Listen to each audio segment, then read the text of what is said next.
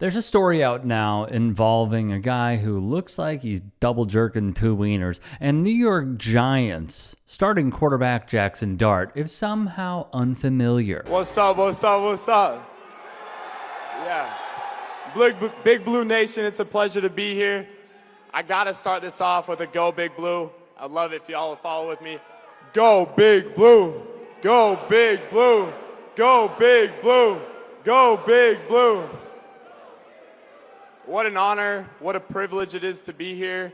And without further ado, I'm grateful, I'm honored, I'm pleasured to introduce the 45th and 47th President of the United States of America, President Donald J. Trump. Dart introduced the current president at a rally for a fellow Republican, that being Mike Lawler, who has quite a history of his own. Before we get to Dart, just a quick sample here. Somebody that looks like me is approached by ICE. What would your immediate expectation would be for me to do? What should I carry on me to demonstrate that this immigrant is the vice chairman of this board? I wouldn't expect you as I don't know, I assume you're a citizen. Maybe you're not, maybe you're, but... You're not. Unbelievable. He asked a Latino lawmaker during a public meeting if they were a citizen. Insane, ghoulish stuff. Lawler would sport blackface in college. Here's a sample of the Republican in blackface, pretending to be Michael Jackson. Lawler would have more instances with racism when New York radio host Sid Rosenberg, an asshole, used racist rhetoric multiple times with the GOP member on the air. He would refuse to condemn it. Now, back to Dart. Here's the thing. Abdul Carter, a teammate of Dart's, took to Twitter, thought this shit was AI. What we doing, man? Then, in my view, the call came from up top. Carter went back to Twitter and wrote, "Me and JD6 are good. We spoke earlier as men. Capital M. Y'all can keep y'all narratives." What I think is rather cartoonish is the following. Lawrence Tynes, Super Bowl winning kicker with the G-Men, would tweet, "The locker room is a sacred place because it brings together everyone from all walks of life and beliefs for one common goal. Calling a teammate out publicly for his political views and to get attention is nasty work." I have a serious issue with this, okay? In my eyes, there is a tell here. So many are mad with Carter for questioning Dart, yet the quarterback somehow gets a complete pass in the process. Now, there is no greater example of the MAGA double standards at play here than this guy. There's a lot of things that need to change. One specifically is police brutality. There's people being murdered unjustly and not being held accountable. Cops are getting paid leave for killing people. That's not right. The message is that we have a lot of issues in this country that we need to deal with. We have a lot of people that are oppressed. You know, I have great respect for men and women that have fought for this country. I have family, I have friends that have gone and fought for this country. I've seen videos, I've seen circumstances where men and women that have been in the military have come back and been treated unjustly by the country they fought for and have been murdered by the country they fought for on our land. That's not right. Now, what he's spewing is straight facts. Black folks are 2.8 times more likely to be killed by the cops than white people in this country. For veterans, he's faced a deluge of attacks, including from many who say he needs to stand to honor military veterans for their service. Well, now there's a new trending hashtag, which is going global. Vets for Kaepernick, who are standing up for the quarterback's right to sit down. I saw a lot of folks claiming that Colin Kaepernick was disrespecting troops or somehow disrespecting veterans with the protests that he's making. A lot of those people not having served themselves. And I think me and my colleagues who signed this letter really wanted to make sure that there was a voice out there saying, look, those people don't speak for us. There are many veterans that support both Colin Kaepernick's right to protest and also agree with him that Black Lives Matter and there's something that needs to be done in America about institutional racism. They supported him in droves. Meanwhile, at a conference of religious conservatives today, Donald Trump sparred with CBS pollster Frank Luntz over Senator John McCain. He's not a war hero. He's a war hero. He's a war hero. 5.5 years. He's a war hero because he was captured.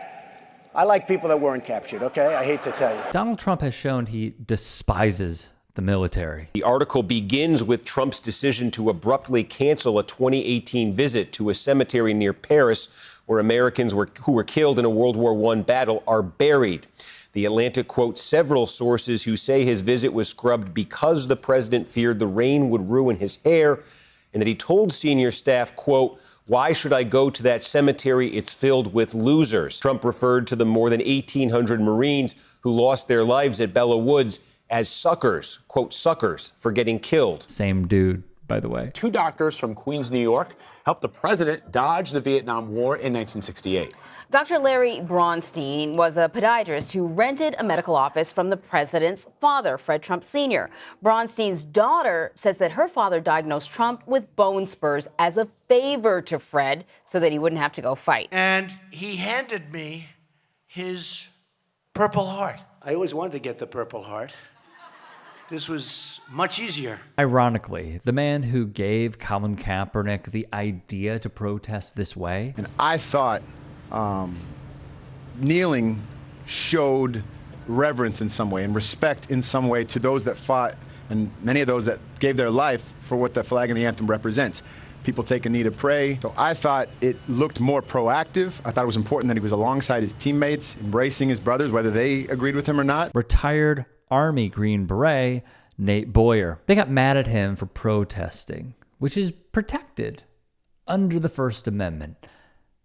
And that reminds me. They have to respect our flag, and they have to respect our country. You have to stand proudly for the national anthem. Well, you shouldn't be playing. You shouldn't be there. Maybe you shouldn't be in the country. You cannot have people disrespecting our national anthem, our flag, our country. Ironically, those words carry no weight when you do this.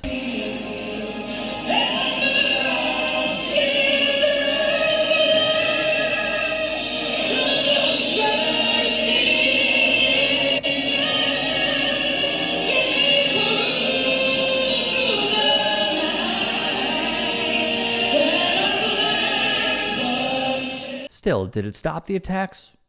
No. Get that son of a bitch off the field right now. Out. That NFL owners don't want to pick him up because they don't want to get a nasty tweet from Donald Trump. Do you believe that? The infusion of politics in sports is nothing new. What bugs me is when the right will say stuff like this. So keep the political commentary to yourself, or as someone once said, shut up and dribble. And in the same breath, because an athlete might say something like this. Well, I will never agree with anybody disrespecting the flag of the United States of America or our country. They'll have the complete opposite reaction. Well, he's allowed to have his view about what kneeling and the flag means to him. I mean, he's a person. He has some worth, I would imagine. I mean, this is beyond football, though. There's a simple reason why they are embracing someone like Jaxson Dart. But it's people who believe in border enforcement. Very quickly, if you can, become a paid channel member or go to Buy Me a Coffee to support this channel. Thank you. People who believe in national sovereignty. People who believe in Black America. Oh, yeah, heaven forbid. Right. Black conservatives, keep them out of that. It's like back of the bus. It's because he is no threat to the status quo. He upholds capital. He upholds white supremacy. He upholds modern-day fascism. Thus, when Jamil Hill basically stated, why is Dart allowed to say what he wants, but the masses question Carter? And replying to Tyne, she'd tweet, if this is about locker room sanctity and leadership, is it a good idea for the face of the franchise to attend a political rally for a president that is considered to be hugely divisive? Here was one of the many responses from MAGA. And we start with Alec Bruzewitz, who is a Trump advisor. And he did the usual Dana White-style defense. Dart didn't make any political statement. He is simply introducing the President of the United States. What the fuck? If you are unaware when I say the Dana White-style defense, just try to make it through this clip. Politics is very polarizing. Was there ever hesitancy or consideration of perhaps like, having an event at the White House and maybe a certain part of the fan base that is not lenient to those politics or the administration? Yeah, I don't think like that. It's not like I'm out here saying, even if you look at any of my speeches at the Republican convention, They're never political. Hill saw it and replied once more. Let's not do that thing where we're trying to pretend this isn't what it looks like. Abdul Carter is a black man and a Muslim, and given the things that Trump has said about / done when it comes to both groups, it's fair and also not surprising that he has a problem with it. Some would even say, oh, why is Abdul Carter going after Jaxson Dart and not going after his coach, John Harbaugh? Because John Harbaugh went to the White House. You know what? That is a good question. It really is. And if Abdul Carter is speaking out this way about the starting quarterback, my guess would be he didn't see John Harbaugh. You know why? Because it wasn't trending. It wasn't one of the most talked about topics that we have seen over the last few days. And the reason being is because, number one, if you are going up there and introducing the president, who is a sexual assaulter, he is a rapist, he is a war criminal, he is pro-insurrection, he pardoned the J6ers, he is giving them millions upon millions of dollars and $1 billion overall care package. On top of this, we have seen how women's rights have eroded.